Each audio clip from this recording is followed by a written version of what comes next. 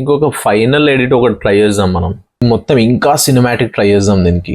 ఇంకా సినిమాటిక్ ఎట్లా అంటే high contrast black and white photo లాగా కొంచెం ఒట్టి దాని ఎల్ఈడి స్ట్రిప్స్ మాత్రమే గ్లో అవుతున్నట్టు ఆ ఎఫెక్ట్ని ఇద్దాం. మీరు చూసినట్లయితే ఈ ప్రాంప్ట్లో convert this image into cinematic high contrast black and white photo, drone LED strips మాత్రమే ఒరిజినల్ బ్లూ కలర్లో ఉండాలి. మాత్రమే అంటే నేను తెలుగులో ఇక్కడ కూడా మాత్రమే అని ఉంది. ఓన్లీ డ్రోన్ ఎల్ఈడి మనం ఇక్కడ ఎల్లో ఇచ్చుకున్నాం కదా.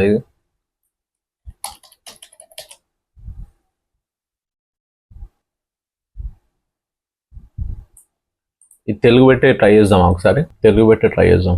మన కిచడా లాంగ్వేజ్ ఇది ఎట్లా అర్థం చేసుకుంటారో చూద్దాం. I hope it will definitely understand our language.